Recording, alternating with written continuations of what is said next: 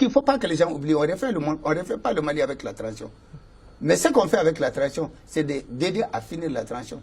Et finir la transition, c'est de mettre un président démocratiquement et convenablement élu. Et cela est important. En 2002, j'ai souhaité, après l'appel de Dakar, il y a des cadres de Dakar et bien d'autres cadres maliens que je ne citerai pas. On fait une lettre, ils m'ont envoyé pour me demander, nous pensons que tu dois être candidat. Ah, j'ai dit, ben, je n'étais pas préparé à ça. Il dit, réfléchis. J'ai décidé, j'ai fait un programme. Et à l'époque, le programme s'appelait Demain le Mali. Qu'est-ce que le Mali va devenir demain? Et lorsque j'entends des gens dire aujourd'hui qu'on veut Mali courir là, j'ai dit que moi j'en avais passé aussi. Et après maintenant, en 2007, lorsque je devais reprendre, à ce moment j'étais plus aguerri, c'est là que j'ai mis le programme de développement économique et social. Donc c'est à partir du moment où tout a commencé. En 2002, le Mali n'était lié par le bitume que sur 3 pays. Et en 2012, c'est pratiquement à part l'Algérie qui avait l'axe sahélo-sahélien, tout le reste était bitumé.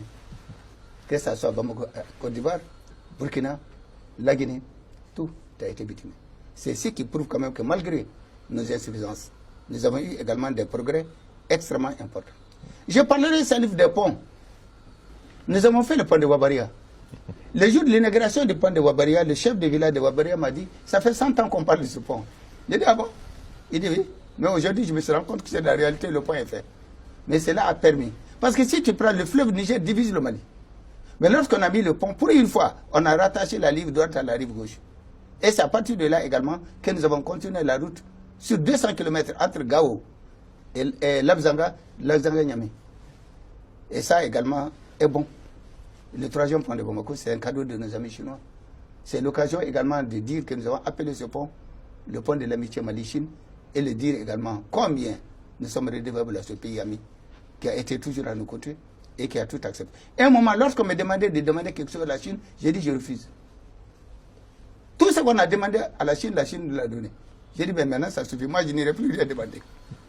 Donc vous dire que tout le plaisir qu'on a, les vastes programmes d'infrastructures également énergétiques, Sapom, Balingué, Felou, les différentes interconnexions, la Madère qui a fait un travail important. Pour le résumer, à ceux qui aiment les chiffres, en 2002, on avait 145 mégawatts installés.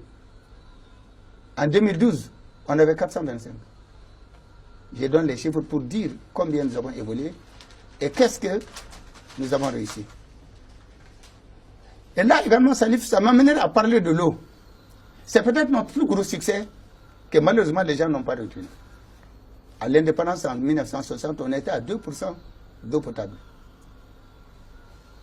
Au coup d'État, en 2012, on était à 73%. C'est-à-dire que nous avons dépassé l'objectif du millénaire.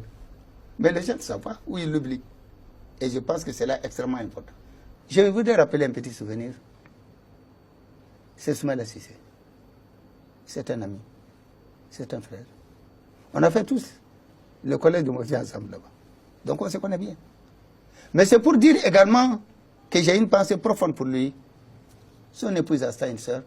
Ses enfants Bokar et ses cadets. Savoir et les dire surtout que quelle que soit la difficulté qu'ils vivent, nous la partageons avec eux. Soumaïla n'est pas pour eux seul père ou mari. C'est notre frère, c'est notre promotionnaire. Et nous avons grandi ensemble, on ne l'oublie pas. C'est dur. Je connais cette zone. Et encore, j'ai vu comment est-ce que les choses se passent dans cette zone. Mais je voudrais leur dire et les rassurer que nous n'épargnerons aucun accord. Aucun effort ne sera épargné. Et je féliciterai toujours Soumaïla, le remercier pour les 400 forages qu'il avait donnés à notre pays lorsqu'il était président en exercice de l'UMOA. Mais comme je disais, l'un des plus beaux souvenirs que j'ai eu, c'est lorsque je suis parti au département d'État américain. Pour la signature de l'accord du Millennium Challenge pour le développement. Pour la signature de l'accord du Millennium Challenge. Ce jour, ça a été peut-être l'un des plus beaux souvenirs. Ce n'était peut-être pas le plus utile. Mais j'étais fier de ce que nous avons obtenu. D'abord, le Millennium Challenge est un programme global à compte. C'est un programme mondial. Et sur ce programme mondial, le Mali était le 9e pays retenu. Et on a été retenu grâce à nos particularités et surtout à nos succès. Contrairement à ce que les gens disent, faut marquer Ils n'ont rien fait. C'est pas vrai. Dokera, Abé de Magué.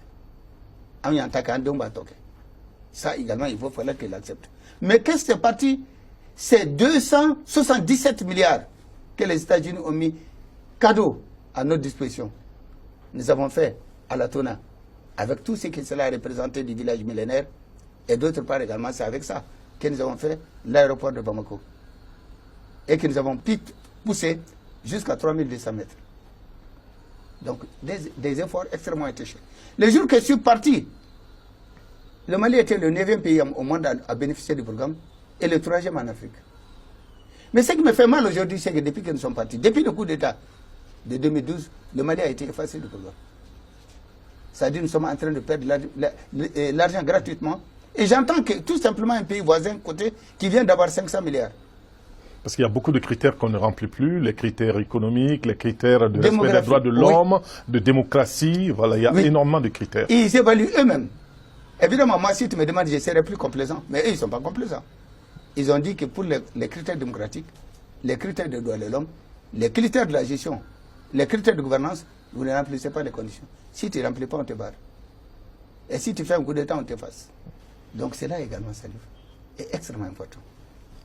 Vous avez parlé tout à l'heure de la transition, la difficulté que vous avez eue. Ça a été 18 mois, pas très facile pour vous? J'ai fait 14 mois.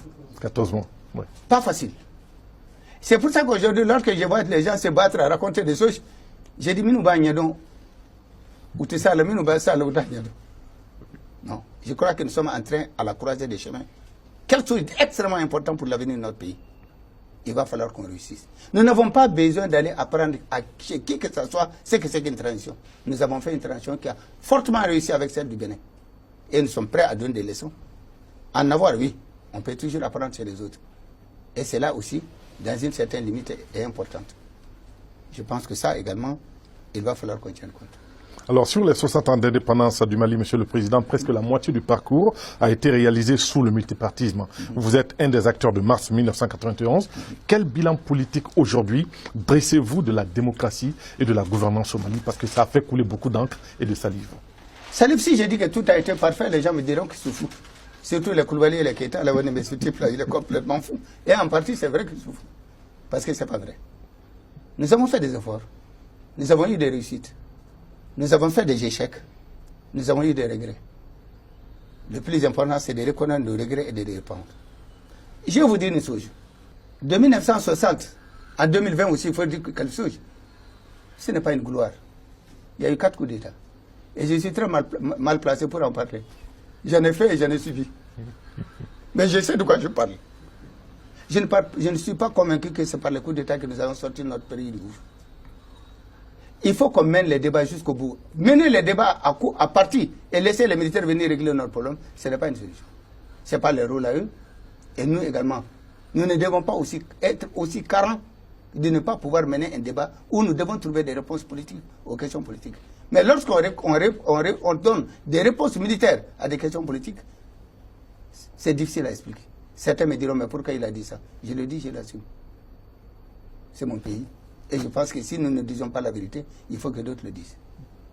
Là également, j'en suis. Mais à l'époque, qu'est-ce qui s'est passé, Salif? Nous avons été obligés de voir qu'est-ce qu'il fallait faire. Parce qu'on a compris nos insuffisances. Nous n'avons jamais voulu assez qu'on modifie la Constitution. Je me rappelle à la transition, j'étais même président des sciences. Donc il y a 2 choses sur lesquelles j'ai dit je ne marche pas.